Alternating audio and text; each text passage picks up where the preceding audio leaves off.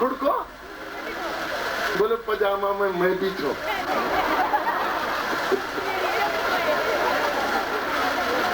डर का मारा बेचारा कहीं को न की बात। क्यों? सारा चेहरा पर हर समय 90 डिग्री को कोण बने रही, आंख एकदम काम कर बन, बाजू एकदम चढ़ा कर, क्या करता है? तो फेरा में पंडित जी कह रहे हो, बोल ले मंत्र बोल ले, और क्यों बोल ले, आज बोल ले, पद काल से तो बेड़ो पार से। बात वाई वाह बोलेगी, तू कौन बोले? कयाधु देखो राक्षसी है लेकिन बुद्धिमान है। पहले पति को ठंडा किया है, खाना दिया है, पानी दिया है, उसके बाद में पूछ रही है पतिदेव आप बीच में कैसे आ गए? तो हिरण्याकश्यप ने कहा कयाधु पंखा बंद, ये तो पंखा को ना रेलगाड़ी देखो कैसी शांति, मैं मुझको कर तूफान आ रही। अरे पतिदेव आप तो तपस्या करने के लिए गए थे ना? बोले हाँ। फिर बीच में कैसे आ गए? तपस्या तो आपने की नहीं। अरे कयाधु तेरे को क्या बताऊं, आज जब मैं तपस्या करने के लिए गया, मैं तपस्या करने के लिए बैठा, पद्मासन लगाया, ध्यान एकाग्र करने लगा, तो मेरे कानों में अचानक एक शब्द आया, नारायण नारायण नारायण नारायण। और कयाधु ने देखा गजब हो गया, आज मेरे पति के मुंह से नारायण शब्द निकला, इसका तो उद्धार हो गया। अरे मेरे पति ने 10 बार नारायण कहा है, मैं इसकी अर्धांगिनी हूँ, मैं इसकी पत्नी हूँ, इससे और नारायण कहलवाऊंगी, आज इससे एक माला करवाऊंगी। और पत्नी ने पूछा कयाधु ने क्या कहा महाराज, मुझे ठीक से सुना नहीं पड़ा। अरे सुनता नहीं, वो कह रहा था नारायण नारायण नारायण नारायण, सुना कि नहीं? नारायण कह रहा था। 51 बार नारायण बुलवा दिया, और खाना खाते खाते स्वादिष्ट व्यंजन बन गया, क्योंकि नारायण नारायण करते खाना खाया। आज ये खाना सात्विक बन करके शरीर में गया। सायंकाल को दोनों पति पत्नी सो रहे थे, तो कयाधु ने सोचा मैं थोड़ा इनसे और नाम करवा दूं, ऐसी होनी चाहिए पत्नी, कथा में जाए तो साथ में लेकर के जाए पति को। चलो कथा हो रही है, आप भी कथा सुन करके आओ, ऐसा भाव होना चाहिए। रात्रि को जब सो रहे हैं, तब कयाधु ने फिर पूछा पतिदेव एक बात बताना, क्या वो जो पक्षी था वो नारायण नारायण ही बोल रहा था या और कुछ बोल रहा था? अरे तेरे को कितनी बार बताया, वो नारायण नारायण नारायण बोल रहा था, इसके अलावा उसको नारायण के सिवा कुछ आता ही नहीं। जब भी बोलता था नारायण, मैंने भी बार बार सुना नारायण बोल रहा था, वो बार बार नारायण बोलते बोलते 108 बार इसने नारायण कहा। और उसी दिन कयाधु को हिरण्याकश्यप का गर्भाधान मिला, और ये जो गर्भ में आया बच्चा, ये प्रहलाद मारा। तो भगवान का भजन करते करते जो स्त्री और पुरुष का संगम होता है, वो भक्त बच्चे बनते हैं। ये भक्त प्रहलाद भगवान का भजन करते करते गर्भाधान को प्राप्त हुआ था, इसलिए बचपन से भगवान का भक्त। और कमी कहाँ पूरी, जो थोड़ी बहुत कमी थी वो कहाँ पूरी हुई कि जब हिरण्याकश्यप चला गया तपस्या करने के लिए, पीछे से इंद्र आया और हिरण्याकश्यप की राजधानी को लूटने लगा, और लूटने के समय इसने कयाधु को भी घसीटना शुरू किया। घसीट करके ले जा रहे थे तो अचानक नारद जी आ गए। इंद्र क्या कर रहा है? बोलो महाराज ये हिरण्याकश्यप की घरवाली है, इसके पेट में गर्भ है, अगर ये गर्भ पैदा हो जाएगा तो हमको कष्ट देगा, इसलिए मैं इसको भी समाप्त कर दूंगा। नारद जी ने कहा मूर्खता मत कर देना ऐसी, इसके गर्भ में जो बच्चा है वो भगवान का भक्त है, उसको मत समाप्त कर देना। और नारद जी ले गए कयाधु को अपने आश्रम में ले गए, और वहां पूरी शिक्षा दी नारद को गर्भ में ही। और तीसरी शिक्षा इसको मिली एक कुम्हार के घर। ये प्रहलाद महाराज जब मात्र 4 साल के थे, तो आज ये जा रहे थे कहीं भ्रमण करने के लिए। एक जगह अव्वा लगा हुआ, कुमार और कुमारी अव्वा के पास बैठे और हाथ जोड़ करके कर रहे, श्री कृष्ण गोविंद हरे मुरारे, श्री कृष्ण गोविंद हरे मुरारे, हे श्याम सुंदर राधा बिहारी, हे श्याम सुंदर राधा बिहारी। कीर्तन कर रहे और दोनों की आंखों से आंसू जा रहे। प्रहलाद महाराज गया, माते हाँ तू क्यों रो रही है? बाबा तू क्यों रो रहा है? दोनों ने कहा कि बेटे हमसे आज बड़ा अपराध हो गया, बड़ी भूल हो गई, हमने नरक का रास्ता खोल लिया। क्या हुआ बाबा? बेटे आज हमने अव्वा लगाया, अव्वा में हमने बर्तन लगाए, घड़े एक एक करके लगाए। एक घड़े में बिल्ली ने 2 बच्चे दे रखे थे, वो घड़ा भी इस अव्वा में लग गया और गलती से हमने इसमें आग लगा दी। अगर वो दोनों बच्चे मर जाएंगे, हमारा नरक में चले जाएंगे, बड़ा भारी पाप लगेगा। जीवित हिंसा बड़ा पाप है। कि जो लोग अंडे खाते हैं और होटलों में जाकर के कबाब खाते हैं, इनकी दशा वो होती है। कभी देखा है बाजार में आपने? कुत्ता पावरियो कुत्तो खुजली ओढ़ो सांसी को न्यारो खाल खोजवा, जिनके यहाँ कीड़े पड़ जाते हैं उन कुत्तों की दशा देखो, कहाँ कहाँ छुपते फिरते हैं। ये वो होते हैं जो मांस मदिरा खाते हैं, इनकी वो दशा होती है। इसलिए भूल करके भी कभी मांस मदिरे का सेवन मत करना। कथा तो सुनते हो लेकिन थोड़ा सा सूत्र भी लेकर के जाना। अच्छा बाबा एक बात बताओ, ये कीर्तन करने से वो बिल्ली के बच्चे बच जाएंगे? आप जो कीर्तन कर रहे हो, कीर्तन करते करते रो रहे हो, क्या इससे बिल्ली के बच्चों की रक्षा हो जाएगी? कुमार बाबा ने दृढ़ता से कहा कि मेरे गुरु ने बताया था कि कोई भी तुम्हारा अटका हुआ काम करना हो तो गोविंद की शरण में चली जाना, कीर्तन करना, तुम्हारा रुका हुआ काम हो जाएगा। आज मेरे ऊपर संकट पड़ा है, गलती से भूल से मैंने बिल्ली के बच्चों को अव्वे में दे दिया। मेरे को दृढ़ विश्वास है कि अगर मैं भगवान का भजन करूंगा दोनों बच्चों की रक्षा हो जाएगी। प्रहलाद महाराज ने कहा मैं भी एक बार देखना चाहता हूँ। बोलो परसों मैं अव्वा खोलूंगा, प्रहलाद तू आना, मुझे मेरे गुरु के वचन पर दृढ़ विश्वास है, जब मैं अव्वा खोलूंगा दोनों बच्चे जीवित मिलेंगे। और ठीक तीसरे दिन प्रहलाद महाराज सुबह उठ करके नहा धो करके गया है और नहा धो करके गया उसी अव्वे के पास, बाबा मैं आ गया। और कुमार बाबा ने अपने गुरु को याद किया, ठाकुर को याद किया, श्री कृष्ण गोविंद हरे मुरारे, हे श्याम सुंदर राधा बिहारी का नाम लेता है। एक घड़ा उठा करके इधर रखता है, दूसरा इधर रखता है, पक्के एकदम लाल घड़े। अब की बार आया है वो घड़ा जिस घड़े में बिल्ली की बच्ची। श्याम सुंदर की कृपा, ठाकुर जी की, गोविंद की अद्भुत कृपा देखिए, वो घड़ा एकदम कच्चा। और इस कुमार बाबा ने उस घड़े को जो ही बाहर निकाला, दोनों बिल्ली के बच्चे उसके अंदर से कूद करके गए, दौड़ गए, आलिंगनबद्ध हो गई। कुमार और कुमारी ने एक दूसरे को कहा कि देखो भगवान ने हमारी सुनी। तो प्रहलाद ने कहा कि तुम्हारी तो सुनी या नहीं सुनी, लेकिन मुझे आज अटूट विश्वास हो गया।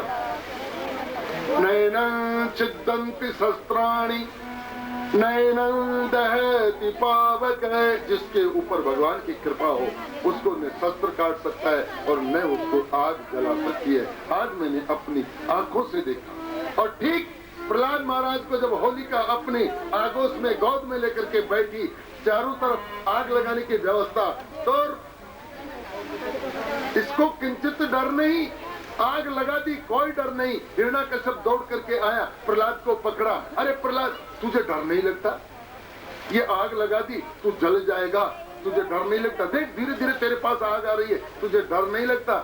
प्रहलाद महाराज मुस्कुराए और हिरण्याकश्यप को कहा, पिताश्री हाँ, राम नाम जपतम कुतो भयम सर्वताप समन है कभेशजम। अरे पिताजी, राम नाम जपने वाले को कभी कोई डर है? सर्वताप, त्रिताप, आदि भौतिक, आदि दैविक, आध्यात्मिक, ये 3 ताप है। तीनों तापों को नष्ट करने वाला ये राम का नाम। सर्वताप समनैक भेषजम पश्चिमाम गात्र सन्निधो पाविको पिसल्लो यतिद दुना। अरे ओ पिताश्री, एक बार मेरी तरफ देखो, देखो इधर आग मेरी तरफ आ रही थी, लेकिन आते आते देखो ठंडी हो गई, शांत हो गई। ये है प्रभु के नाम में गुण। मैंने तो 4 साल की उम्र में ही देख लिया था दिल्ली के बच्चों को ठाकुर ने कैसे रक्षा की, आज मेरी भी वैसी रक्षा। महाराज जब काल कोठड़ी में डाल दिया प्रहलाद को, बड़े बड़े ताले लगा दिए, संतरी बैठा दिए, ये मेरा कहना नहीं मानता। मैं कहता हूं कि तू मेरा भजन कर, और ये हरि का भजन करता है, नारायण का भजन करता है, श्याम सुंदर का भजन करता है, इसको मार देंगे, इसको खाना मत देना, इसको पानी मत देना। अंदर बंद कर दिया पहरेदार संतरी। सायंकाल का समय हो गया, अंधकार हो गया, धीरे धीरे धीरे सब लोगों ने खाना खा लिया, लेकिन प्रहलाद महाराज के पास भोजन नहीं, पूरे दिन से भूखा।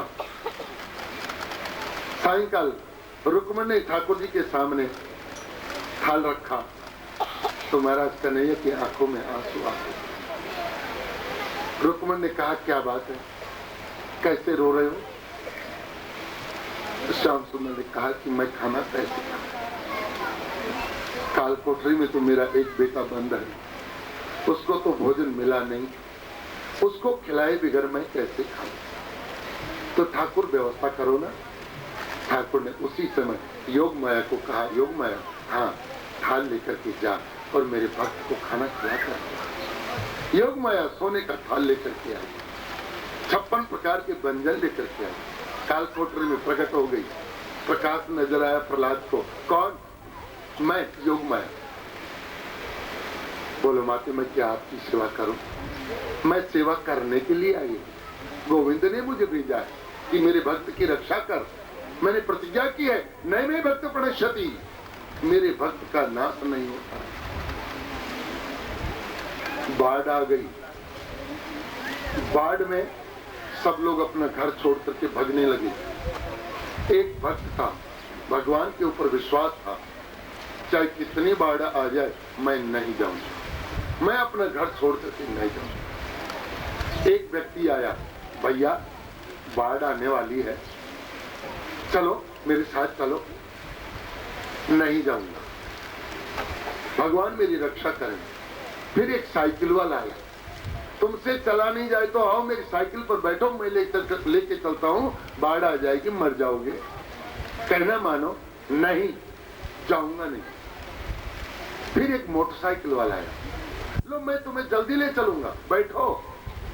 नहीं गया। एक जीप वाला आया, अरे मेरी जीप में बैठो, बाढ़ आ रही है, बहुत लोग मर गए, तुम भी चलो। माना नहीं, बाढ़ आई और इसको बहा ले गई, ये मर गया। ठाकुर के सामने गया, ठाकुर को उलाहना दिया, ठाकुर तू तो कहता है नहीं मैं भक्त प्रणश्यति, मेरे भक्त का नाश नहीं होता, फिर मैं कैसे मर गया, मैं पानी में कैसे बह गया, मेरी रक्षा क्यों नहीं की तूने? भगवान ने कहा तू मेरी मानता ही तो कब है? क्यों? मैं मानता कैसे नहीं? तो अगर तू मानता तो तेरे पास साइकिल वाला आया, मोटरसाइकिल वाला आया, जीप वाला आया? आया। कौन था? मैं तो था। तूने मेरी सुनी कहा? मैं नोरे खा रहा तेरे, भाई चल, तू मानता नहीं। न जाने किस स्वरूप में भगवान के दर्शन होते, इसलिए प्रत्येक जीव का आदर करना सीखो। नाम भगवान जो दिल से लिया करते हैं, उन्हीं भक्तों को प्रभु प्यार दिया करते हैं। भगवान जो दिल से लिया करते हैं, उन्हीं भक्तों को प्रभु प्यार दिया करते हैं। प्रहलाद महाराज खाना खाने लगे, अंदर से आवाज आई खाना खाने की। द्वारपालों ने कहा, अरे प्रहलाद हाँ क्या खा रहा है? बोले खाना। खाना कहां से आया? हम द्वार पर खड़े हैं, बड़े बड़े ताले लगे हैं, तेरे पास खाना से कहां से आ गया? हंसा। अरे मूर्खो, ये तो चूने और मिट्टी की दीवार है, पत्थरों की दीवार है। वो दयालु तो मेरे माँ के गर्भ में मैं जब 9 महीने रहता हूँ तब भी तो खाना पहुंचाता है, यहाँ क्यों नहीं पहुंचाएगा? रक्षा करता है। हाथी के सामने डाला, पहाड़ों से डाला, लेकिन कहा करे बैरी प्रबल जो सहाय रघुवीर 10,000 गज बल थक्यो तो घटो न 10 गज की। भक्त की इज्जत कौन उतारे? श्याम सुंदर जहां रक्षक हो। महाराज जब हिरण्यकश्यप तलवार लेकर के आया और प्रहलाद महाराज को मारने के लिए, प्रहलाद हाँ आज देखता हूं तेरा भगवान कहाँ है, तेरी की रक्षा करने के लिए कहाँ आता, मैं देखता हूं, बता कहाँ तेरा भगवान, कौन तेरी रक्षा करेगा? बोलो मेरा गोविंद कहाँ है? तो में मोह में खंभ में हो पिताजी, तू कहता है मेरा भगवान कहाँ है? मेरा भगवान तेरे में भी है और मेरे में भी और इस खंभ में भी है और खड़ग में हो राम। तूने जो ये हथियार उठा रखा खड़ग, इसमें भी मेरा गोविंद है। लेकिन मोहे दिखे तो ही दिखे नहीं, तो बिना जपे हरि नाम। प्रहलाद महाराज कह रहे हैं ये बात। आजकल के गुरु कमरे में ले गए, दिखा भगवान दिखा, हाँ दिख गया महाराज दिख गया, जा तू सब लेखन की बात। एक दिन में 100-100 200 आदमी को भगवान दिखा देते हैं। अरे लानत है गुरु तेरे ऊपर। ये प्रहलाद महाराज कह रहा कि बिना जपे दिखता नहीं, और ये कह रहा कमरे में ले गया और भगवान को दिखा करके बाहर लिया, जैसे ये भगवान इनका नौकर। क्या दशा है इन्हें, इस समाज को क्या दिशा दे रहे हैं ये लोग। 1 मिनट में भगवान के दर्शन करा देंगे, हद हो गई। तो इतना अगर प्रकाश तुम्हारे पास है, इतना तेज तुम्हारे पास है, तो तुम अंधेरे में बैटरी लिए क्यों घूमते हो? तुम्हें लाइट की आवश्यकता क्यों पड़ती है? तुम्हें खाना बनाने के लिए आग की आवश्यकता क्यों पड़ती है? भगवान तो स्वयं खाना लेकर के आते हैं सभी के लिए, तू क्यों परेशान है? इन धर्म गुरुओं ने हमारे समाज को एक अलग ही दिशा देने का प्रयत्न किया है। भगवान करे हमारे समाज को सद्बुद्धि आए और इन ढूंढियों से पीछा छूटे किसी तरह। ये मेरा दायित्व है, इसलिए मैं कहता हूं। विवेकानंद जी ने भी अपने समय में यही काम किया था, स्वामी दयानंद ने भी अपने समय में यही काम किया था। कबीर का एक एक दुआ उठा करके देख लो, जिन्होंने समाज के अंदर कुरीतियां फैला रखी थी उनके विरुद्ध उन्होंने तलवार चलाई, कलम रूपी तलवार चलाई। आज हमारा भी दायित्व है, गुरु ने जो हमें शिक्षा दी है, ये जो तंत्र मंत्र करते हैं, जो ढोंग करते हैं, जो पब्लिक के पैसों को लूटते हैं, अनेक नाना प्रकार के प्रपंच करके, उनके ऊपर हमारी तलवार है, चाहे शरीर छोड़ना पड़ जाए, लेकिन मरते दम तक इस आग को उगलते रहेंगे। और आप लोगों को सचेत सावधान करके हर किसी साधु को अपना गुरु बनाने की प्रक्रिया मत बनाइए। इससे तो अच्छा बिना गुरु के रह जाइए। गुरु की आवश्यकता नहीं, लेकिन ढोंगियों को गुरु मत बनाइए, लालचियों को गुरु मत बनाइए, जो तुम्हें गलत दिशा दे उनको गुरु मत बनाइए। मारे घर आओगो तो के ले रहा होगो, और थारे घर जाओ जहां के देगो, बस लेबाई की बात है और दूसरी बात को नहीं। जो स्वयं भूखे हैं तुम्हें क्या देंगे? जिनकी स्वयं की तृप्ति नहीं हुई, जिनकी तृष्णा भी जागृत है, वो तुम्हारी तृष्णा क्या शांत करेंगे? गुरु लेना नहीं जानता, गुरु देना जानता। क्या? सद्बुद्धि। गुरु देता है प्रकाश, गुरु अंधकार को मिटा करके प्रकाश में लाता है। खबरदार हमारे आश्रम पर आओ तो कुछ लेकर के आओ, अगर लेकर के आओ अपनी बुराइयां लेकर के आना और यहाँ छोड़ करके चले जाना। तुम्हें यहाँ से कुछ अच्छे विचार मिले तो लेकर के चले जाना। ये है गुरु दक्षिणा और ये है गुरु सेवा। एक टोपला बांध कर लाने की कोई जरूरत नहीं। अपने पैसों से अपने बच्चों का पालन करो, अपने परिवार को देखो। दुनिया भर के पैसे दे दे करके तो तुमने इनके आलीशान बिल्डिंगें बनवा दी।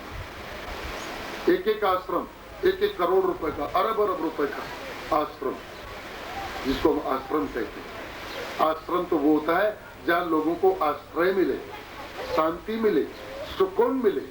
लेकिन इन आश्रमों में तो गरीब आदमी जाकर के दुख का टोपला लाते हैं। क्यों? ऊपर चढ़ने ही नहीं देते। जाओ जाओ, गुरु जी सो रहे हैं, 7 बजे उठेंगे, इससे पहले खबरदार इधर अंदर आए तो जाते हैं गुरु के दर्शन कर। मुझे तो ताज्जुब आता है ऐसे ऐसे लोगों से, गुरु मंत्र ले लिया किन से लिया, गुरु जी को तो देखा नहीं, तो उनके शिष्य आए थे वो दे गए। फलाने राम जी से गुरु मंत्र लिया है, 10,000 आदमी को एक साथ बैठाया, माइक पर गुरु मंत्र दे दिया, लेकर के चले आए। फिर इसको गुप्त मंत्र क्यों कहते? अगर माइकों से मंत्र दिया जाए, एक दिन अपने गुरु को 2 रुपए की मिठाई नहीं खिला पाई तुम, क्या गुरु बनाया? एक दिन भी तुम्हारा गुरु तुम्हारे घर नहीं आया, क्या गुरु बनाया? शास्त्र कहता है कि तुम्हारा गुरु अगर तुम्हारे घर एक दिन भी नहीं आया तो तुम्हें नरक में स्थान मिलेगा। तुम्हारे गुरु की चरण रज तो तुम्हारे घर में पड़ी नहीं, तुमने एक गिलास पानी तो तुम्हारे गुरु को पिलाया नहीं, क्या सेवा की? तुमने जो रुपए चढ़ाए उसके तो ईंट रोड़ी और बदरपुर आया, वो तो गुरु की सेवा नहीं हुई। गुरु ने तो एक अन्न का दाना तुम्हारे घर कभी खाया ही नहीं, क्या गुरु बनाए? सीता बनाए तो राजा बनाई, राजा बनाए तो सिया सावित्री बनाई, हर गुरु का मुंडा ही कौन देखा कभी? ये बहुत गलत परंपरा है। बुजुर्ग लोग कह के गए हैं, पानी पियो छान के गुरु कीजिए जान के। उसको अच्छी तरह से देखो, उसको पजोको, 1 साल 2 साल 5 साल, फिर गुरु बना। एक दिन में गुरु नहीं बनाया जाता। गुरु पिताश्री आपको नहीं दिखता क्योंकि आपने भजन तो किया नहीं, भगवान ऐसे दिखते नहीं। इस खंभ में भगवान है? बोले हाँ, मैं तेरे भगवान को काटता हूँ, और चलाया अपना अस्त्र। खंभा काटने के लिए जैसे इसने अस्त्र का प्रयोग किया महाराज, भयंकर आवाज के साथ, और इसमें से भगवान का प्राकटीकरण हुआ। बोलो नरसिंह भगवान की। न अस्त्र से मरूं न शस्त्र से मरूं, तो उसी से मैं नाखूनों से और हिरण्यकश्यप का पेट विदीर्ण कर दिया। अंत हो गया।